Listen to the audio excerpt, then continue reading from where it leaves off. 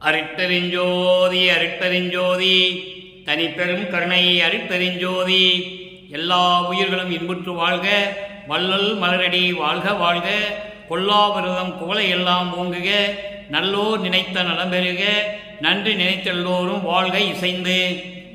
உலக மக்களே, அறிவார்ந்த அன்பர்களே, ஆண்மநேய ஒருமைப்பாடுடைய அன்பர்களே, வல்லப்பமான நமக்கு அருளிய திருவருட்பாவில் 3ஆம் திருமுறையில் பதிகம் 19 காதல் மாட்சி என்ற பதிகத்தில் இருக்கின்ற பாடலுடைய விளக்கங்களை பார்த்து கொண்டிருக்கிறோம்.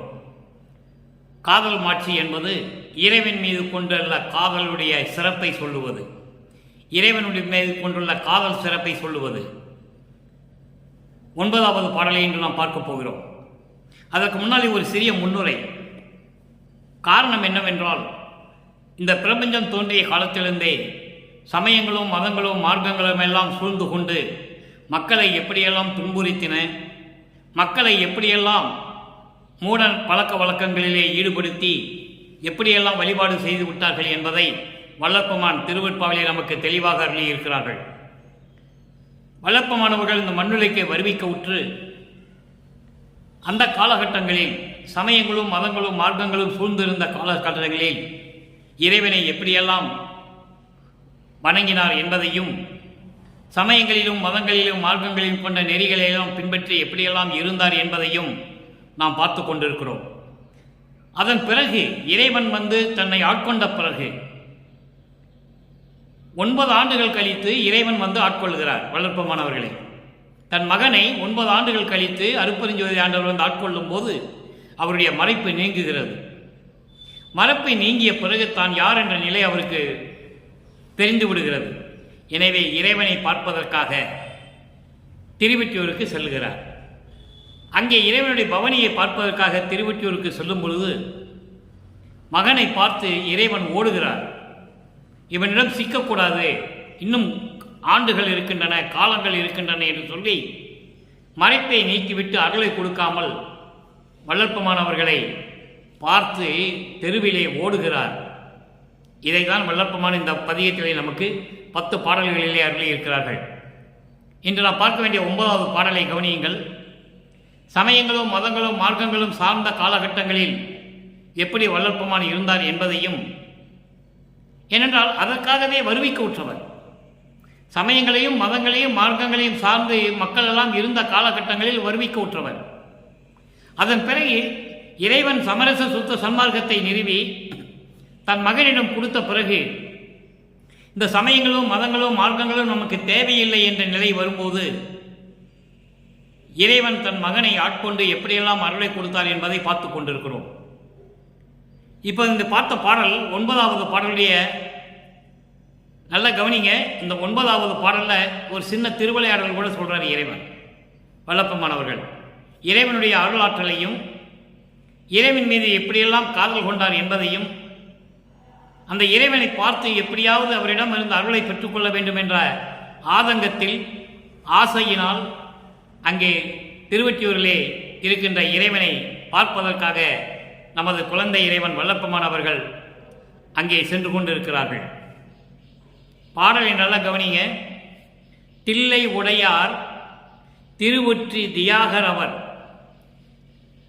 தில்லை உடையார் திருவொற்றி தியாகர் அவர். சமயங்களும் மதங்களும் மார்க்கங்களும் சூழ்ந்திருந்த காலகட்டங்களில் இறைவனை தில்லை நடராஜன் என்று சொன்னார்கள், திருவொற்றியில் இருக்கின்ற தியாகராஜ பெருமான் என்று சொன்னார்கள், மதுரையிலே இருந்த சொக்கநாதன் என்று சொன்னார்கள். இப்படி பல பெயர்களை அழைத்து கொண்டு வழிபாட்டு முறைகளையும் முரண்பாடாக அமைத்து இறைவனுக்கு ஒரே வழிபாடுதான் இருந்திருக்க வேண்டும். ஒவ்வொரு சிவ ஆலயங்களிலும் அந்த இடத்திற்கு ஏற்றபடி வழிபாடு முறைகள் மாறும். இந்த நிலையெல்லாம் இருக்கக்கூடாது. இறைவன் ஒருவனே என்ற நிலை உலக மக்களுக்கு ஏற்படுத்த வேண்டும். இறைவன் வழிபாடு, இறை வழிபாடு எப்படி இருக்க வேண்டும் என்ற நிலையை உருவாக்கி அதன் பிறகுதான் சமரச சுத்த சன்மார்க்கம் உருவாகிறது. அப்போ சமயங்களும் மதங்களும் மார்க்கங்களும் சூழ்ந்திருந்த காலகட்டங்களில் இறைவனை எப்படி சொல்றார் பாருங்க. தில்லை உடையார், தில்லையை மையமாக கொண்டிருக்கின்ற இறைவன், திருவொற்றியூரிலே இருக்கும் தியாகராஜ பெருமான் அவர் பவனிதனை கல்லை உருக்கி காண வந்தால், கல்லை உருக்கி காண வந்தால் கரணம் நமது கறந்து, கரணம் நமது கறந்து, நமது கரணம் கறந்துன்னு சொல்லணும். பாடல்ல முன்ன பின்ன இருக்குது. நமது கரணம் கறந்து ரவி பல்லை இருத்தார், ரவி இரவி பல்லை இருத்தார் நம்மை திரும்பி பாராது ஓடுகின்றார். இறைவன் மகனை பார்த்து ஓடுகிறான். நீங்க நல்லா கவனிக்கணும். வள்ளற்பெருமானுடைய இறைநிலை இந்த உலக மக்களுக்கு யாருமே சொல்லலை. யாரும் சொல்லலை. திருவெட்பாவில் வள்ளற்பெருமான் ஒவ்வொரு பதிகத்திலும் ஒவ்வொரு திருமுறையிலும் மிக தெளிவாக உலக மக்களுக்கு தெரியப்படுத்தி இருக்கிறார்கள் என்பதை நீங்கள் புரிந்து கொள்ள வேண்டும். பாராது ஓடுகின்றார், நாம் ஒல்லை ஓடினாலும் அவர் ஓட்டம் பிடிக்க ஒண்ணாதே. அதாவது இந்த மண்ணுலக்கு வருவிக்கூற்ற நிலையிலிருந்து நமது குழந்தை இறைவன் வள்ளற்பெருமான் அவர்களுக்கு எந்த நிலையும் தெரியவில்லை. மனம் ஓர் நிலையில் இல்லை. தெருவிலே விளையாட மனமில்லை சிறுவர்களோடு, எங்கேயும் செல்ல மனமில்லை, தனிமையை விரும்புகிறார். மனம் ஒரு நிலையில் இல்லை. அப்போ ஆண்டு ஆறு 3 ஆண்டில் ஆட்கொண்ட அருள்கடலே என்று சொல்லுவார் வள்ளற்பெருமான். அதாவது 9வது ஆண்டில் என்னை ஆட்கொண்ட இறைவனை என்று சொல்லுவார். அப்போ இறைவன் ஆட்கொண்ட பிறகு இவருடைய மறைப்பு நீங்குகிறது. மறைப்பு நீங்கிய உடனே இவர் யார் என்ற நிலை அவருக்கு தெரிந்து விடுகிறது. அப்ப இறைவனுடைய நிலையும் தெரிந்து விடுகிறது. அருளை எதுவும் பெறவில்லை, மறைப்பை மட்டும் நீக்குகிறார். 9வது ஆண்டில் வருவிக்க உற்று 9வது ஆண்டில் மறைப்பை நீக்கிய பிறகு தான் யார் என்ற நிலையை உணர்ந்த பிறகு இறைவனை பார்ப்பதற்காக திருவெற்றியூர் செல்லுகிறார். அங்கே மகனை பார்த்தவுடன் இறைவன் ஓடுகிறார். இதைதான் இந்த பாடலிலே சொல்லுகிறார். இப்ப பாருங்க, பிள்ளை உடையார் திருவொற்றி தியாகர் அவர் பவனிதனை திரிபுலா வீதியை கல் உருக்கி காண வந்தால். கல் உருக்கி காண வந்தால் என்றால் கல் போன்ற மனதை இலக வைத்து நெகிழ்ச்சியோடு, மன நெகிழ்ச்சியோடு நான் காண வந்தால், அதான் கல்லை உருக்கி காண வந்தால் என்று சொல்லுகிறார். கல் போன்ற இந்த மனதை உருக்கி நெகிழ வைத்து நெகிழ்ச்சியோடு நான் இறைவனை காண வந்தால் அவர் என்ன செய்கிறாராம்? நமது கரணம் கறந்து, என்னுடைய அந்த கரணங்கள், மனம் சித்தம் புத்தி அகங்காரம் போன்ற அந்த கரணங்களை கவர்ந்து கொண்டு, பறித்து கொண்டு, மறைத்து கொண்டு, எப்படி வேணா சொல்லலாம், அதெல்லாம் எடுத்துக்கொண்டு ரவி பல்லை இருத்தார் நம்மை திரும்பி பாராது ஓடுகின்றார். ரவி பல்லை இருத்தார் என்பது சூரியனுடைய பல்லை உடைத்த அந்த இறைவன் என்னை திரும்பி பார்க்காமல் ஓடுகிறார். இங்கே இறைவன் சூரியனுடைய ஒரு பல்லை உடைத்ததை இங்கு தெரியப்படுத்துகிறார். பல பாடல்களிலே உண்டு. பிரம்மனுடைய ஒரு தலையை கிள்ளி எடுத்தது 1ஆம் திருமுறையிலே கூறுவார். நான்முகத்தோன் ஒரு தலையை கிள்ளி எடுத்தான், நகத்தால் கிள்ளி எடுத்தான் என்று சொல்லுவார். அதே போன்று காமனை எரித்தார் என்று சொல்லுவார், மன்மதனை. முப்புறத்தை எரித்த இறைவன் என்று சொல்லுவார். ஒவ்வொரு பாடலிலும் இறைவனுடைய திருவிளையாடலை குறிப்பிட்டு வள்ளற்பெருமான் அவர்கள் நமக்கு அருளியிருக்கிறார்கள். இந்த பாடலிலே சூரியனுடைய பல்லை உடைத்த இறைவன் என்னை திரும்பி பார்க்காமல் ஓடுகிறார். ஒரு திருவிளையாடல் நடந்திருக்கிறது. என்ன காரணத்தினால் எந்த திருவிளையாடல் என்றது விளக்கம் இங்கே இல்லை. இருந்தாலும் இதை வைத்துக் கொண்டு நாம் கூறலாம், ஒரு திருவிளையாடல் நடந்திருக்கிறது. அதனால் சூரியனுடைய பல்லை உடைத்த இறைவன் என்னை திரும்பி பார்க்காமல் ஓடுகிறார். அவர் ஓட்டத்தை ஒல்லை ஓடினாலும் என்று சொன்னால், அவரோடு ஓடுவதற்காக நான் விரைந்து சென்று ஓடினால் கூட அவர் ஓட்டத்தை பிடிக்க முடியாதே என்று சொல்லுகிறார். இறைவனுடைய ஓட்டத்தை பிடிக்க முடியுமா? முடியாது. இந்த நிலையில் இந்த பாடலை நமக்கு அருளி இருக்கிறார்கள். அதாவது தன்னுடைய மறைப்பு நீங்கிய பிறகு சமயங்களும் மதங்களும் மார்க்கங்களும் சூழ்ந்திருந்த காலகட்டங்களில் இறைவனை வழிபட்டு அந்த இறைவனிடம் அருளை பெறுவதற்காக திருவெற்றியூர் செல்லுகிறார். அங்கே சென்று அவருடைய பவனியை பார்ப்பதற்காக, திருவிழா வீதியை பார்ப்பதற்காக தெருவிலே நின்று கொண்டிருக்கும் பொழுது இந்த வழியாக இறைவன் வர வேண்டும் என்று தெருவிலே நின்று கொண்டிருக்கிறார். அப்போ இறைவன் வந்து மனம், சித்தம், புத்தி, அகங்காரம் போன்றவற்றையெல்லாம் நீக்கிவிட்டு எல்லாவற்றையும் பறித்து கொண்டு ரவியின், அதாவது சூரியனுடைய பல்லை உடைத்த இறைவன் என்னை திரும்பி பார்க்காமல் ஓடுகிறார். நான் நினைத்தால் கூட அவரோடு ஓட முடியாதே, அவர் ஓட்டத்தை பிடிக்க முடியாது என்று சொல்லி இந்த பாடலை நமக்கு அருளியிருக்கிறார்கள். இதன் பிறகு சமயங்களும் மதங்களும் மார்க்கங்களும் இல்லாத நிலையில் சமரச சுத்த சன்மார்க்கத்தை பெற்ற பிறகு தன் தந்தை அருட்பெருஞ்சோதி ஆண்டவரிடம் சமரச சுத்த சன்மார்க்கத்தை பெற்ற பிறகு இந்த 3 நிலைகளுக்கும் அங்கு விடை இருக்கிறது. தில்லையிலே இருக்கின்ற இறைவன் என்று சொல்லுவார், திருவொற்றியூரிலே இருக்கிற இறைவன் என்று சொல்லுவார். இது சமயங்களும் மதங்களும் மார்க்கங்களும் சூழ்ந்திருந்த காலகட்டங்களில் சமரச சுத்த சன்மார்க்கத்தை பெற்ற பிறகு இறைவனை வடலூரில் இருக்கின்ற சத்தியஞான சபையில் இருக்கின்ற இறைவன் என்று சொல்லுவார். இங்கே தியாகராஜன் என்று சொல்லுவார், நடராஜன் என்று சொல்லுவார், அங்கே அருட்பெருஞ்சோதி என்று சொல்லுவார்.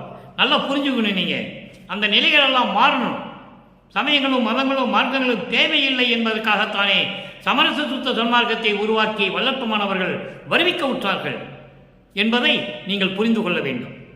இப்போ இந்த 3 நிலைகளுக்கும் 6ஆம் திருமுறையிலே எப்படி விளக்கம் இருக்கிறது, அதை தான் நம்ம ஒப்பிட்டு பார்த்து கொண்டிருக்கிறோம். சமயங்களும் மதங்களும் மார்க்கங்களும் நீங்கிய நிலையில், அதை சாராத நிலையில் தனி மார்க்கமான சமரச சுத்த சன்மார்க்கத்தின் நிலை என்ன, அந்த சமரச சுத்த சன்மார்க்கத்துடைய இறைவன் அருட்பெருஞ்சோதி ஆண்டவருடைய நிலை என்ன, எப்படியெல்லாம் அருளை பெற்றுக் கொண்டார் என்பதை நாம் தெளிவாக பார்க்க போகிறோம். 6ஆம் திருமுறை பதிகம் 49 இறைவனை ஏத்தும் இன்பம் என்ற பதிகத்தில் 9வது பாடல்.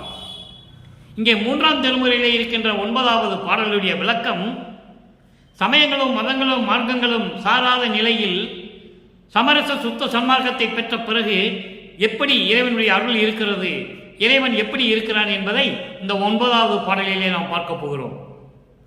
யோகம் மெஞ்ஞானம் பலித்த போது உள்ளத்தில் ஓங்கிய காட்சியே என்கோ, இறைவனை நான் எப்படி உன்னை கூப்பிடுவது, எப்படி உன்னை அழைப்பது, இந்த நிலையில் இருந்து கொண்டு இந்த பாடலை நமக்கு அருளியிருக்கிறார்கள்.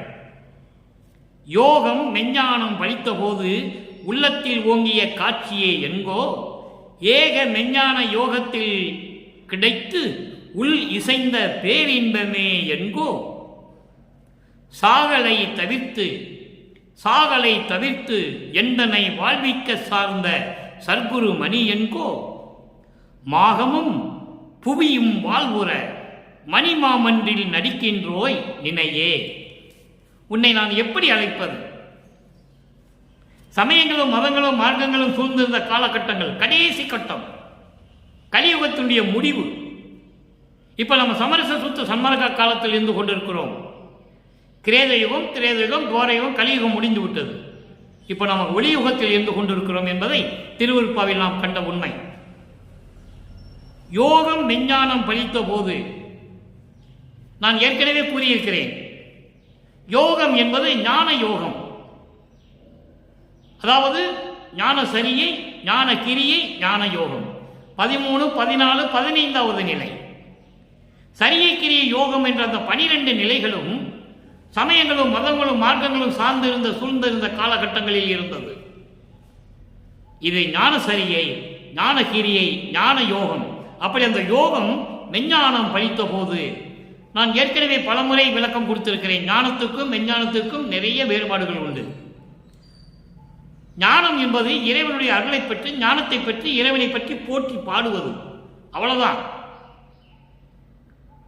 போற்றி பாடுவது மட்டும்தான். மெஞ்ஞானம் அப்படியல்ல, முக்காலத்தையும் உணர்ந்தது, முக்காலத்தையும் உணரக்கூடிய ஒரு ஞானம் மெஞ்ஞானம். அது இந்த பிரபஞ்சத்திலேயே இறைவனுக்கு பிறகு, அருட்பெருஞ்சோதி ஆண்டவருக்கு பிறகு பெற்றது நமது இறைவன் வல்லற்பமானவர்கள். அவருடைய மகன் வல்லப்பமானவர்கள் மெஞ்ஞானம் கொண்டவர்கள், வேறு யாரும் இல்லை.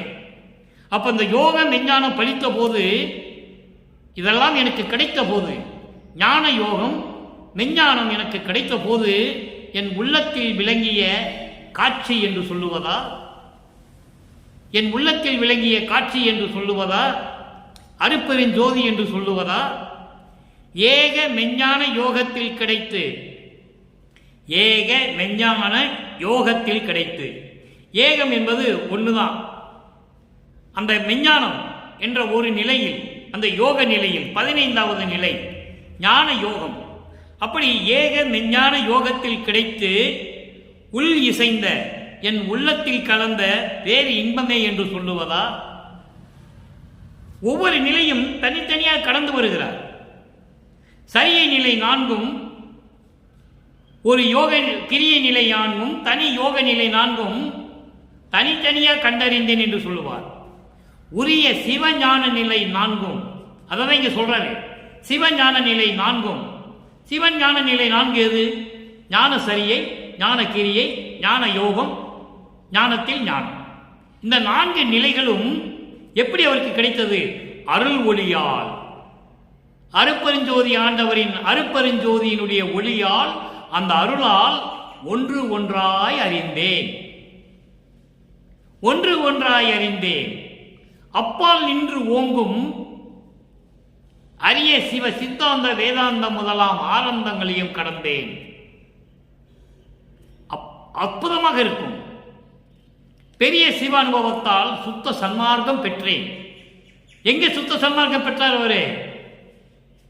ஞானத்தில் ஞானத்தில், மெஞ்ஞானத்தில், ஞானத்தில் ஞானம். சுத்த சன்மார்க்கம் பெற்றேன், இரவாமை உற்றேன் காண்போலி என்று சொல்லுவார். அப்போ அப்படிப்பட்ட ஏக மெஞ்ஞான யோகத்தில் கிடைத்து என் உள்ளத்தில் கிடைத்த பேரின்பம் என்று உன்னை சொல்லுவதா? சாகலை தவிர்த்து, இறப்பை தவிர்த்து, சாகலை தவிர்த்து என்பது இறப்பை தவிர்த்து, இறப்பை நீக்கி எந்தனை வாழ்விக்க சார்ந்த சத்குரி மணி என்று சொல்லுவதா? என்னை மரணமில்லா பெருவாழ்வில் வாழ வைக்க வந்த, என்னோடு கலந்த உன்னை சத்குரு மணி என்று நான் சொல்லுவதா? மாகமும் புவியும், மாகம் என்றால் விண்ணுலகம், புவி என்றால் மண்ணுலகம். இந்த விண்ணுலகமும் மண்ணுலகமும் வாழ்வுற சிறப்பாக வாழ வேண்டும் என்பதற்காக மணிமாமன்றில், மணிமாமன்றில் என்பது சத்திய ஞான சபையில், வடலூரிலே இருக்கின்ற உத்தர ஞான சிதம்பர சத்திய ஞான சபையிலே நடிக்கின்றோய், அருள் நடனம் செய்து கொண்டு அருளாட்சி புரிந்து கொண்டிருக்கின்ற இறைவனே, உன்னை நான் எப்படி சொல்லுவது, உன்னை நான் எப்படி சொல்லுவது என்று சொல்லி இந்த பாடலை நமக்கு அருளியிருக்கிறார்கள்.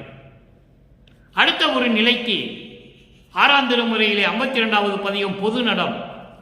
கரணம் நமது கறந்து ரவி பல்லை இருத்தார் நம்மை திரும்பி பார்க்காமல் ஓடுகிறார் என்று சொல்கிறார்.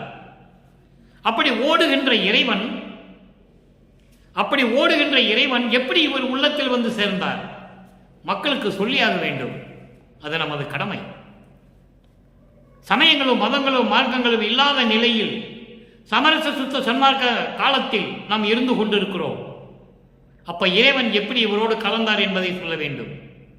வீராப்பாக ஓடியவர், சூரியனுடைய பல்லை உடைத்த இறைவன் வீராப்பாக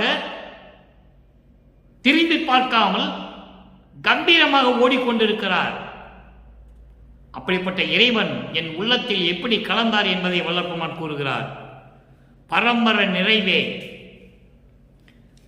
பராபர வெளியே, பரம சிற்சுகம் தரும் பதியே, வரம்பெறும் சிவ சன்மார்க்கர்த்தம் மதியில் வயங்கிய பெருஞ்சுடர் மணியே, கரம்பெறும் கனியே, கனி உரு சுவையே, கருதிய கருத்து உறும் கலிப்பே, புறம்புகழ் நிதியே, சிறம்புகழ் கதியே, பொது நடம் புரிகின்ற பொருளே. இது பாடல். பரம்பர நிறைவே, பரிபூரணமாக பிரபஞ்சம் முழுவதும் ஒளி வீசிக் கொண்டிருக்கின்ற இறைவனே, பராபர வெளியே. இந்த பராபர வெளி என்பது பரவெளி, பரம்பர வெளி, பராபர வெளி, இந்த 3 வெளிகளை கொண்டது. இந்த 3 வெளிகளும் முத்தேகத்தை கொண்டது. பரவெளி என்பது சுத்த தேகத்தை கொண்டது, பரம்பர வெளி என்பது பிரவண தேகத்தை கொண்டது, பராபரி வெளி என்பது ஞான தேகத்தை கொண்டது. பிண்டங்களிலும் அண்டங்களிலும் சொல்லுகிறார். பிண்டத்திலே எப்படி இருக்கிறது வெளி, அண்டங்களிலே எப்படி இருக்கிறது வெளி, தேகத்தில் எப்படி இருக்கிறது வெளி, தெளிவாக கூறியிருக்கிறார்கள். முத்தேகத்தையும் 3 வெளிகளாக கூறியிருப்பார். இந்த பராபர வெளி என்பது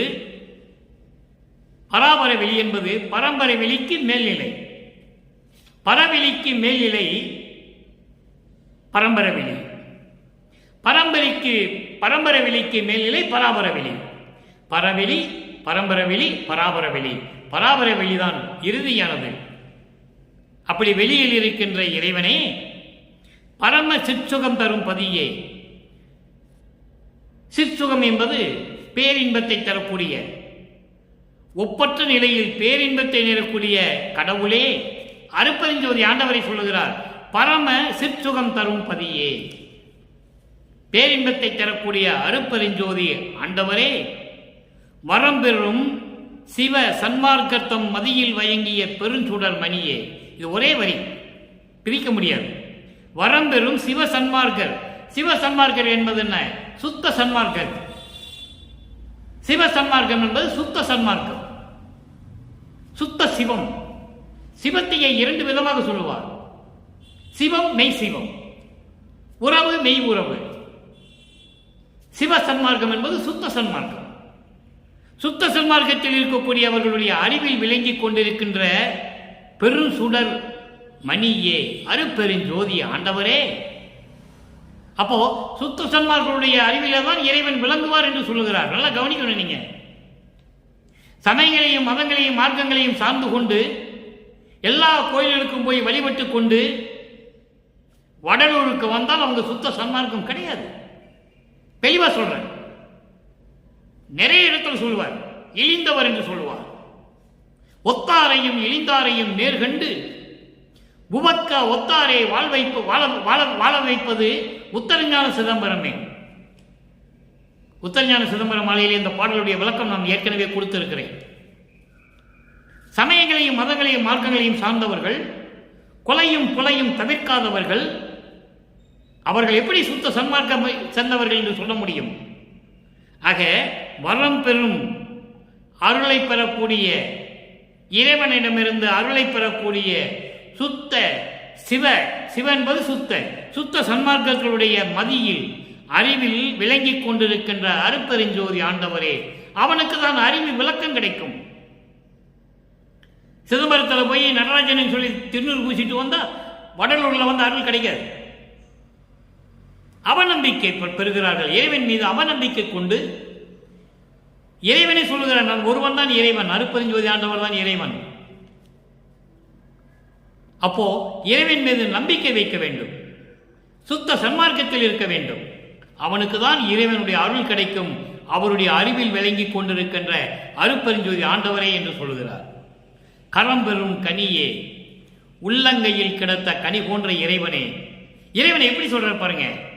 உள்ளங்கையில் கனி கிடைத்து போன்று, உள்ளங்கையில் இருக்கின்ற கனி போன்று நமக்கு கையில் கிடைத்த இறைவன்.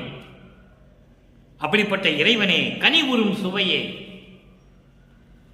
பழங்களை சாப்பிட்டா எப்படி சுவையா இருக்குமோ அப்படி போன்று சுவை போன்று இருக்கின்ற இறைவன், இறைவனை சொல்லுகிறார். கனி உறும் சுவையே, கருதிய கருத்து உறும் கலிப்பே. கருதிய கருத்து உறும் கலிப்பே என்பது நாம் எண்ணிய எண்ணமெல்லாம் நிறைவேறும்படி நம் உள்ளத்திலே கலந்து பேரின்பமாக இருக்கக்கூடிய இறைவனே. நாம் எண்ணிய எண்ணமெல்லாம் நம் உள்ளத்தில் கலந்து பேரின்பமாக இருக்கக்கூடிய கலிப்பே, பேரின்பமான இறைவனே. புறம் புகழ் நிதியே. புறம் புகழ் நிதியே என்பது விண்ணுலகமும் மண்ணுலகமும் போற்றக்கூடிய அருள் செல்வமே. விண்ணுலகமும் மண்ணுலகமும் போற்றக்கூடிய அருள் செல்வமே. விண்ணுலகத்தில் இருக்கின்ற தேவர்களும் மண்ணுலகத்தில் இருக்கின்ற பெரியோர்களும் போற்றி வணங்கக்கூடிய இறைவனே. அதைதான் விண்ணுலகம் மண்ணுலகம் என்று சொல்லுகிறார். அப்படிப்பட்ட இறைவனை சிரம் புகழ் கதியே, முதன்மை கடவுள் என்று சொல்லப்படக்கூடிய அடைக்கலமே, உயிர்களின் அடைக்கலமே, உயிர்களினுடைய வாழ்வே, உயிர்களை வாழ வைக்கக்கூடிய இறைவனே. அதான் சிரம் புகழ் கதியே என்று சொல்லுகிறார். கதி என்பது அடைக்கலம், பேரின்பமானவன், உயிர்களுக்கு அடைக்கலம் கொடுக்கக்கூடிய இறைவன். அப்படிப்பட்ட இறைவனே, பொது நடம் புரிகின்ற பொருளே. அருள் நடனம், பொது நடம் என்பது அருள் நடனம் புரிகின்ற பொருளே. பொருளே என்றால் அருட்பெருஞ்சோதி ஆண்டவரே. பொருள் என்பது இறைவன். ஞானசரியில சொல்லுவார், பொறித்த மதம் சமயம் எல்லாம் பொய்யே, எல்லாம் பொய்யின்றார், அதுல ஒண்ணுமே இல்லைன்றார். நான் அதனால தான் நான் சமயங்களையும் மதங்களையும் மார்க்கங்களையும் சார்ந்து இந்த நிலைக்கு நான் வந்தேன். அப்போ என்னுடைய அப்பா அப்படி இருக்க சொன்னாரு, இருந்தேன். அதை வேண்டான்னு சொல்லிட்டாரு, நான் விட்டுட்டேன். நீங்களும் விட்டுருங்க. தெளிவாக சொல்கிறேன். அப்போ எனக்கு அற்ப அறிவாக இருந்தது. தனக்கு மறைப்பு இருந்ததை அற்ப அறிவு என்று சொல்லுகிறார். தனக்கு அற்ப அறிவு என்று சொல்லுகிறார், மறைப்பு இருந்ததை. அப்போ அதை விட்டுட்டு தானே நம்ம வரணும். அதையே தொங்கிட்டு இருக்கக்கூடாது. 200 ஆண்டு காலமாக கீழே இருந்து தான் வரணும். உருவ வழிபாடு செஞ்சுட்டு தான் வரணும். நடராஜனை கும்பிட்டு தான் வரணும். சிவபெருமானை கும்பிட்டு தான் வரணும். நாராயணனை கும்பிட்டு தான் வரணும். பத்திரகாளியை கும்பிட்டு தான் வரணும். முருகனை கும்பிட்டு வரணும். விநாயகரை கும்பிட்டு வரணும். இப்படி சொல்லி சொல்லி சுத்த சன்மார்க்கத்தை மக்கள்கிட்ட சொல்லாமல் விட்டுட்டாங்க. காலம் இல்லை. வல்லப்பம்மன் சொல்கிறார், காலம் இல்லை, அருப்பஞ்சாண்டவர் வந்து விட்டார், நீங்க நேரடியாக வாங்கன்றார். அங்கெல்லாம் போகணும் அவசியம் இல்லை என்றார். அடுத்து கடைசியாக ஒரு விளக்கம். 6ஆம் திருமுறை 56வது பதிகம், இறை இன்பக் குலைவு.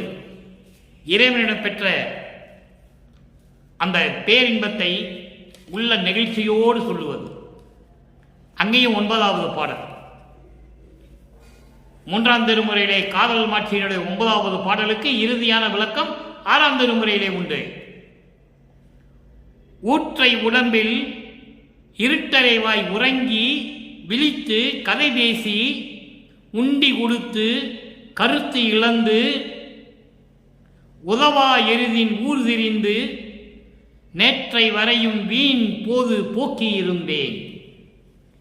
சமயங்களிலும் மதங்களிலும் மார்க்கங்களிலும் சேர்ந்து கொண்டு இந்த ஊற்றை உடம்பு, இந்த நாற்றம் அடிக்கிற இந்த உடம்பை ஒரு அறையிலே படுத்து தூங்க வைத்து அதன் பிறகு விழித்து கதை பேசி அந்த உடம்புக்கு உணவும் கொடுத்து, எப்படி சொல்ற பாருங்க,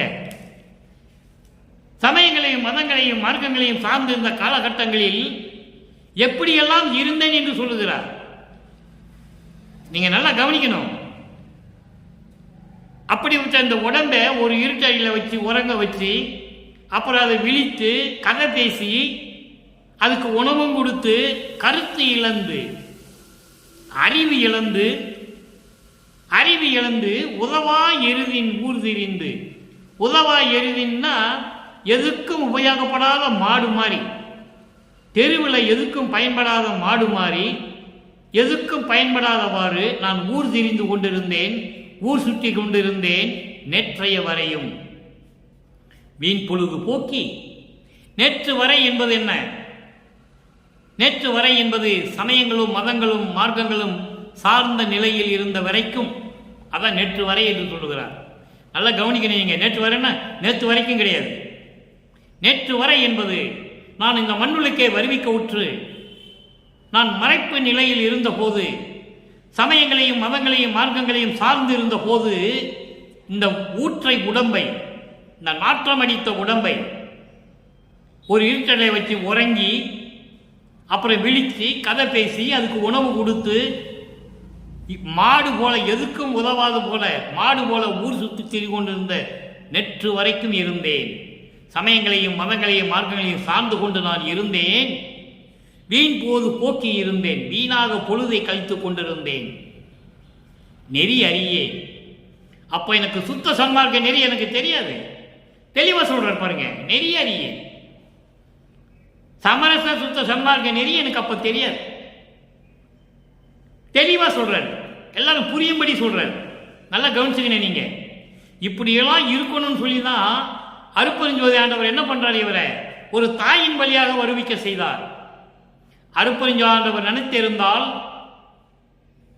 இந்த மகனை ஒரு ஆற்றங்கரையிலிருந்தோ குளத்தங்கரையிலிருந்தோ கடலில் இருந்தோ வர வைக்க முடியும், வர வைத்திருக்கலாம். ஆனால் அப்படி அல்ல. உலக மக்களிடம் சமரச சுத்த சன்மார்க்கத்தை சொல்ல வேண்டும் என்றால் சமயங்களின் மதங்களின் மார்க்கங்களுடைய நெறிமுறைகளை மக்களுக்கு சொல்லியாக வேண்டும். அதில் ஒன்று இல்லைன்னு சொல்லணும்.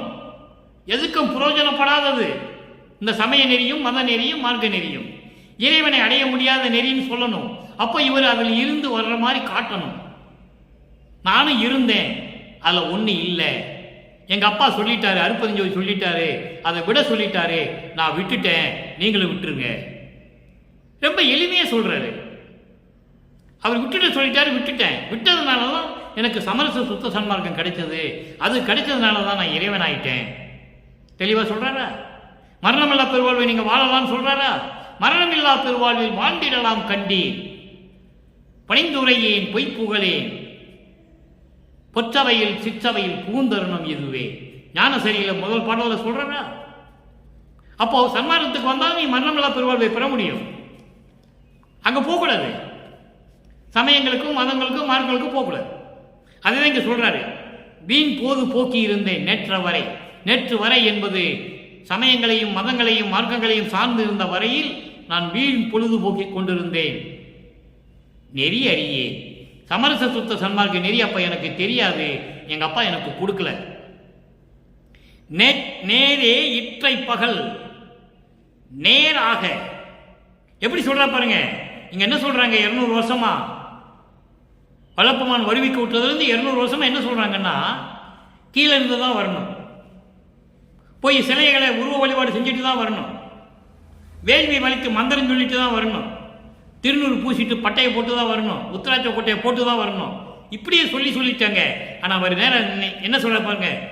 நேரே இற்றைய பகல், நேற்று வரை நான் அப்படி இருந்தேன், எனக்கு சமரச சுத்த சன்மார்க்கம் தெரியாது. ஆனால் நேரே இற்றை பகல், ஐயோ நெடுங்காலமும் மெய்தவ யோக ஆற்றை அடைந்தோர், உண்மையாகவே மெய்யாகவே தவம் செய்து ஆற்றை அடைந்தோர் என்பது அந்த வழியை அடைந்தவர்கள். அந்த சமரச சுத்த சன்மார்க்க வழியை அடைந்தவர்கள் எல்லோரும் அச்சோ என்று அதிசயப்ப அந்த வழியை அடைந்தவர்கள் தான். நேராக வந்து இற்றைய பகல், நேற்று வரைக்கும் கிடையாது, இப்ப நேராக வந்து சமரச சுத்த சன்மார்க்கத்தில் சேர்ந்த இந்த தவ யோகர்கள் இருக்காங்கல்ல, சாதுக்கள் சாதகர்கள், அவர்கள் அதிசயிக்கும்படி அதிசயமா பார்க்கிறாங்க. அச்சோ என்றே அதிசயப்ப எத்தனையோ காலங்கள் தவம் இருக்கிறார்கள், எத்தனையோ காலங்கள், நெடும் காலமும் மெய்தவ யோக ஆற்றை அடைந்தோர். தவம் பண்ணி யோகம் பண்ணி அந்த அந்த ஆற்றை என்பது ஒரு ஆறு இருக்கு, ஆறை கடக்கணும், அந்த வழியை கடக்கணும். அப்படி அந்த வழியை கடந்தவர்கள் எல்லாம், சமயங்களையும் மதங்களையும் மார்க்கங்களையும் எல்லாம் கடந்தவர்கள் எல்லாம் அதிசயப்ப அமுதம் உண்டு. நல்ல கவனிக்க நண்பர்களே, அமுதம் உண்டு அழியா திருவுருவம் அடைந்தேன். நேற்றைய வரி கிடையாது. நேற்றைய வரை என்பது சமயங்களையும் மதங்களையும் மார்க்கங்களையும் சார்ந்த இந்த காலகட்டம் வரைக்கும் எனக்கு கிடையாது. வீண் பொழுது போக்கிக்கிட்டு இருந்தேன். இந்த வீணான உடம்பை, நாத்தடிச்ச உடம்பை சாப்பாடு கொடுத்து அதை தூங்க வச்சு அதுக்கப்புறம் விழுக்கி அப்புறம் அதாவது திரும்பி முடிச்சுக்கிட்டு கதை பேசி வீண் பொழுது போக்கிக்கிட்டு இருந்தேன். மாடு மாதிரி எதுக்கும் உதவாத மாதிரி ஊர் சுத்திக்கிட்டு இருந்தேன் நேற்றைய வரை. இப்ப சொல்ற பாருங்க, நேரே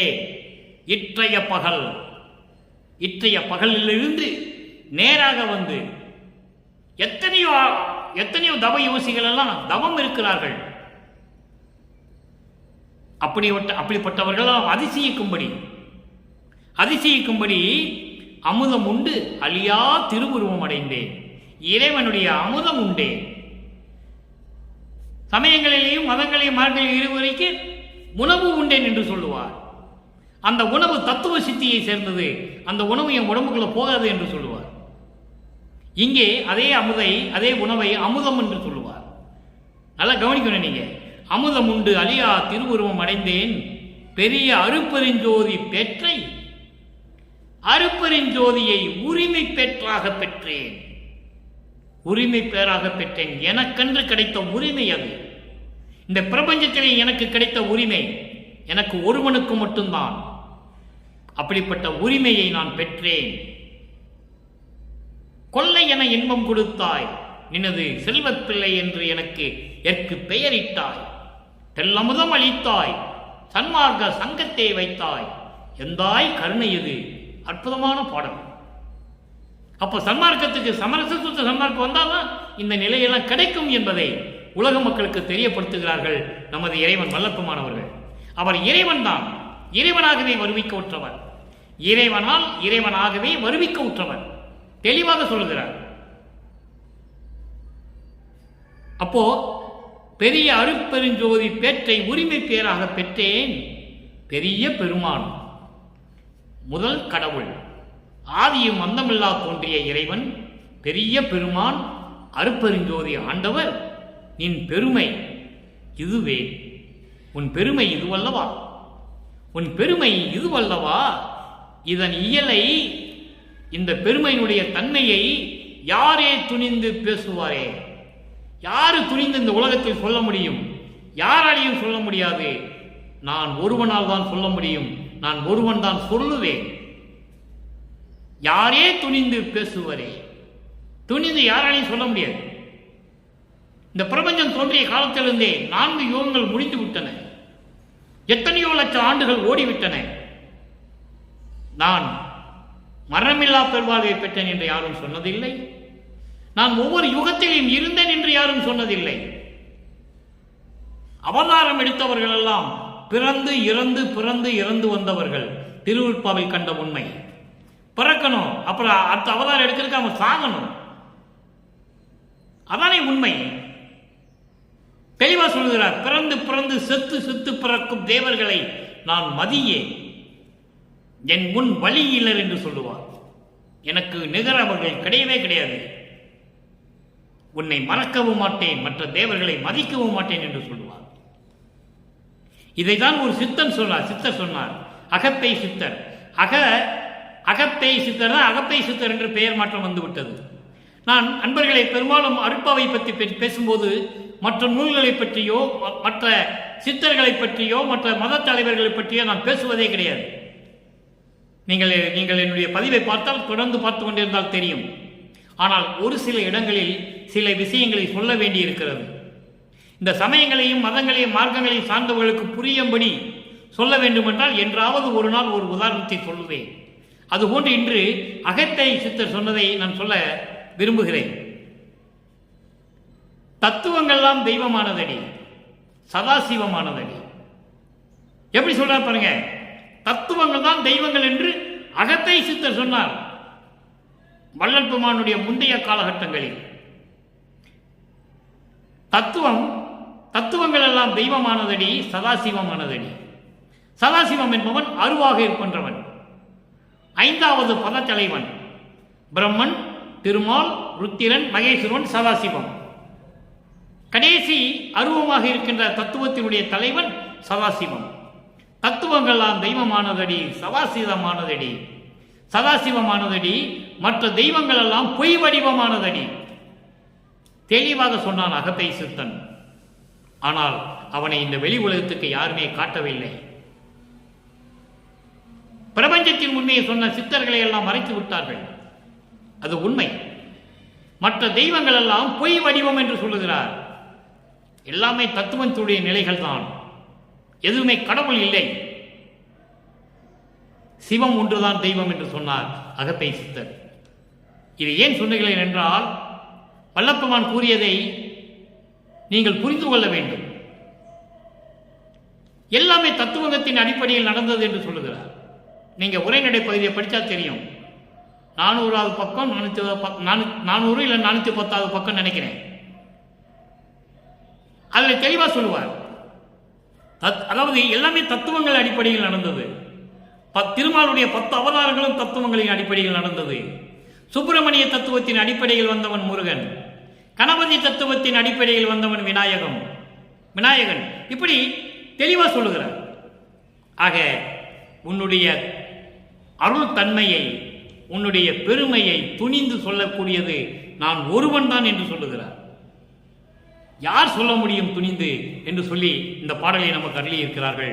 ஆக அன்பர்களை இன்று நாம் பார்த்த காதல் மாட்சி 3ஆம் திருமுறையில் இருக்கக்கூடிய 9வது பாடலுக்கு இவ்வளவு விளக்கம் இருக்கிறது. இது ஏன் விளக்கம் இவ்வளவு இருக்கிறது என்றால், 200 ஆண்டுகள் காலமாகவே சமயங்களையும் மதங்களையும் மார்க்கங்களையும் சார்ந்துதான் சமரச சுத்த சன்மார்க்கத்துக்கு வர வேண்டும் என்ற நிலையை உடைத்து எறிய வேண்டும். அந்த நிலையை மாற்ற வேண்டும். அதைதான் இந்த பாடலிலே வல்லபெருமான் கூறுகிறார்.